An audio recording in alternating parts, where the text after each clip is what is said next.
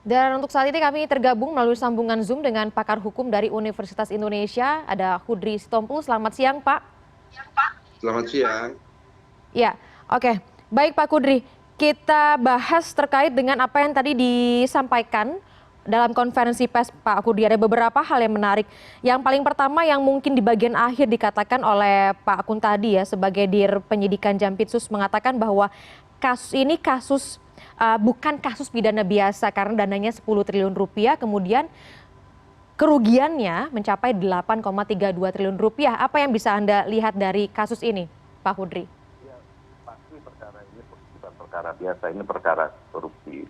Nah, dari magnitude jumlahnya Cukup besar, ya kan, itu nilai proyeknya 8 sekian triliun. Saya kira saya nggak yakin bahwa uang yang disalahgunakan oleh menteri itu sejumlah itu, tapi nilai proyeknya 8,3, tapi ini cukup besar gitu ya. Nah, saya kira yang terpenting bahwa dalam penetapan Johnny Plate ini sebagai tersangka, permasalahannya mestinya segala prosedur proses di dalam penetapan jadi tersangka itu sudah terpenuhi, termasuk juga sudah memenuhi 2 alat bukti yang cukup ya. Jadi 2 alat bukti yang cukup itu sebagaimana dimaksud di dalam pasal 184 KUHP, yaitu ada saksinya lebih dari 1, ada bukti surat ya, dokumen-dokumen, mungkin juga ditambahkan dengan keterangan ahli ini mungkin dari pemeriksaan keuangan ya, misalnya dari akuntan, atau mungkin juga sudah ada pemeriksaan dari BPK gitu.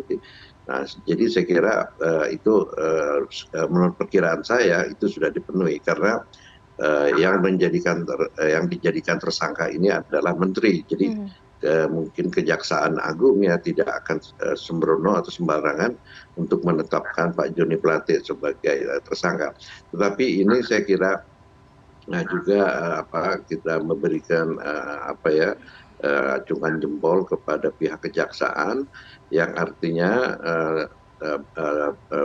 menetapkan seorang menteri yang menjadi tersangka. Jadi hukum itu diberlakukan kepada siapa saja, termasuk kepada menteri yang sedang menjabat. Jadi saya kira ini menjadi catatan kita bahwa Kejaksaan Agung itu tidak pilih-pilih siapapun yang telah memenuhi unsur-unsur tindak pidana korupsi.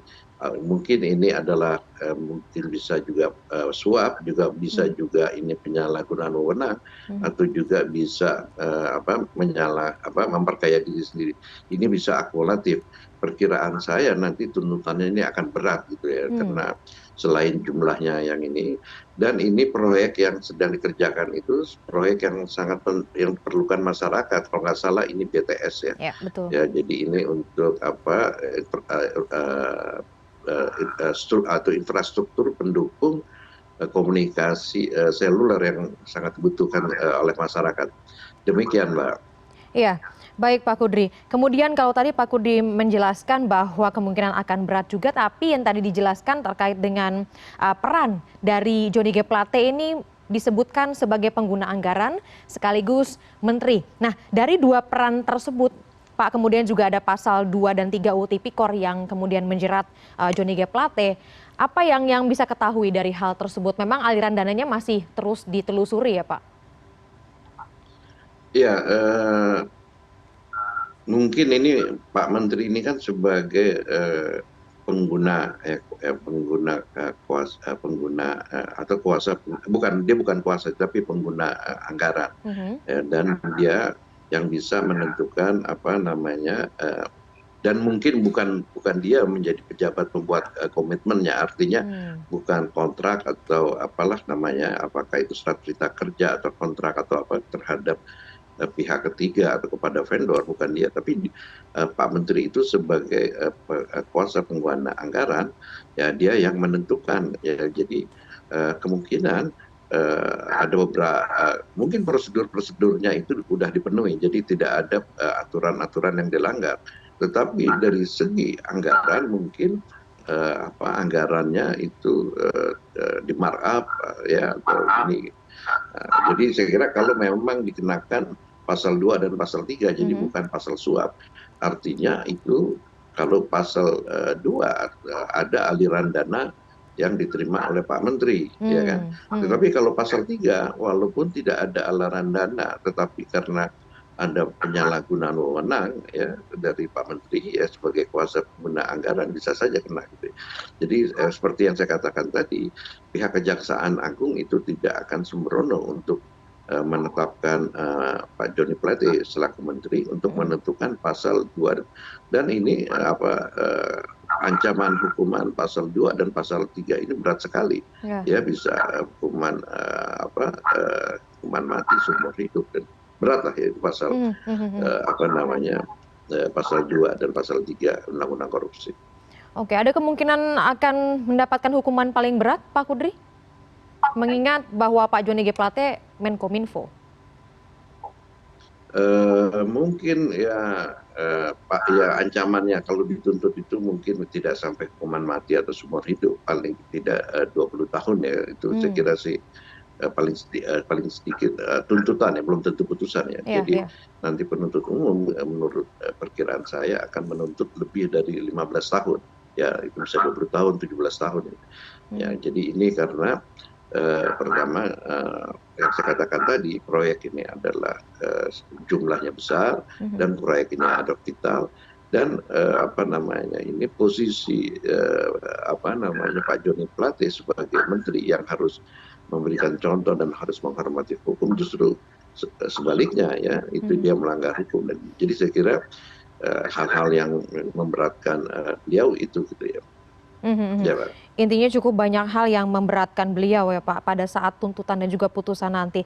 Kemudian terkait dengan kembali lagi ke masalah peran dari Pak Joni G. Plate ini Pak mengatakan tadi kemungkinan besar artinya sebagai pengguna anggaran dan juga yang menentukan kebijakan mengetahui ya Pak jika ada markup kemudian juga ada dikatakan juga bahwa ada kemungkinan besar Pak Joni G. Plate ini meminta beberapa persentase dari anggaran tersebut. Iya, saya kira untuk membuktikan itu tidak mudah ya. Tidak akan mungkin ada surat atau dokumen yang meminta seperti itu. Tapi ini kemungkinan akan berdasarkan keterangan saksi atau ada bukti. Saya kira tidak ada ini karena bukan penyadapan, jadi tidak ada rekaman sadapan. Jadi ini kemungkinan besar ada berdasarkan keterangan saksi. Jadi ada persesuaian keterangan saksi dengan misalnya kita nggak tahu ya nanti itu kan bagaimana uang itu masuk pasti itu kan masuk ke rekeningnya vendornya ya ke pihak ketiga atau kontraktornya itu. Nah dari situ nanti kan bisa ditelusuri dari saksi-saksi ya dan biasanya ada catatan biasanya ya dari catatan keuangan perusahaan vendornya itu dia akan mencatat sekian untuk siapa dan ini.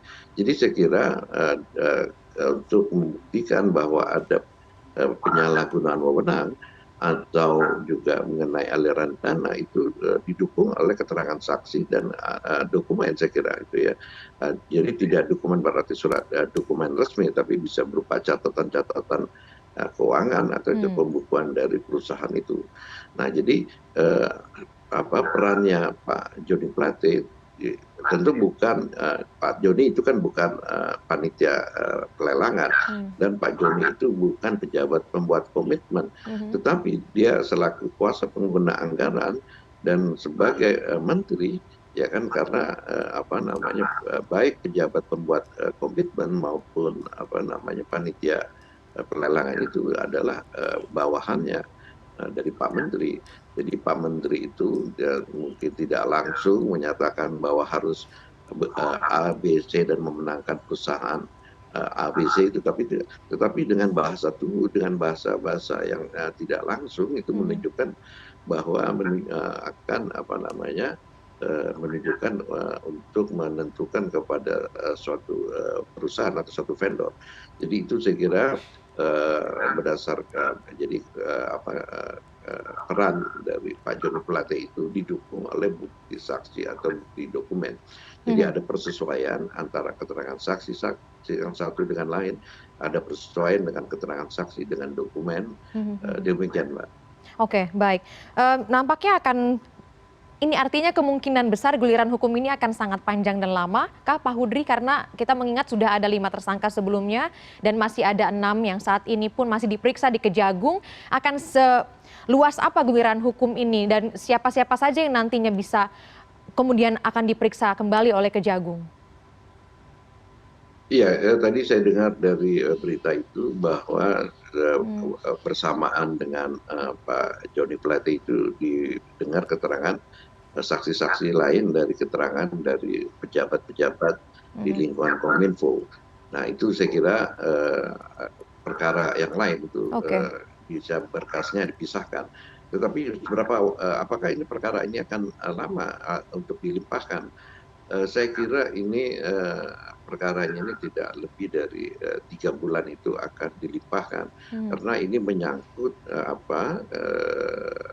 aturan mengenai ketentuan pembatasan penahanan karena Pak Joni ini katanya dari berita ini kan setelah diperiksa langsung ditahan. Betul. Artinya kan itu penahanan itu kan ada jangka waktunya. Jadi perkiraan saya paling lama itu 3 bulan akan dilimpahkan, tapi bisa juga sebulan dari sekarang itu perkara itu sudah bisa dilimpahkan ke pengadilan. Nah, jadi kan ini sebelum Pak Joni ini ditetapkan sebagai tersangka, tentu kan pihak penyidik kejaksaan itu telah melakukan pemberkasan, ya artinya memberkas, mendengar keterangan saksi-saksi, mengumpulkan dokumen dan alat bukti yang lain, itu sudah cukup. Tinggal dirapikan, saya kira. Nah itu dan menunggu dari 1-2 saksi yang terkait dengan berkas perkaranya Pak Joni. Jadi untuk jangka waktu penahanan itu pihak kejaksaan itu kan tentu sudah memperhitungkan dengan persiapan administrasi yang diperlukan dengan jangka waktu yang terbatas itu. Jadi itu kan ada batasnya. Ini saya kira untuk tahap pertama itu akan ditahan selama 20 hari. Ya kan? Setelah itu bisa diperpanjang oleh pengadilan gitu ya. Atau ini karena ini kan masih sifatnya penyidikan, artinya itu penyidik. Nah itu bisa kalau 20 hari itu sudah habis, itu bisa dimintakan ke penuntutan. Nah karena penyidiknya ini adalah kejaksaan dan penuntutnya kejaksaan, saya kira itu akan lebih cepat prosesnya ya. Jadi menurut kesimpulannya bahwa segala pembatasan waktu penahanan dan persiapan kelengkapan administrasi pemberkasan itu sudah dipersiapkan menurut saya. Oke, baik. Meskipun dipastikan bahwa kasus yang strategis atau juga proyek yang sangat dibutuhkan oleh masyarakat tetap berjalan meskipun ada kasus yang menjerat, tapi tentu semua berjalan dengan waktu dan berharap tidak berlarut-larut ya Pak untuk proses penanganan hukumnya. Terima kasih Pak Hudri Sitompul, pakar hukum dari Universitas Indonesia sudah bergabung bersama kami di CNN Indonesia Breaking News.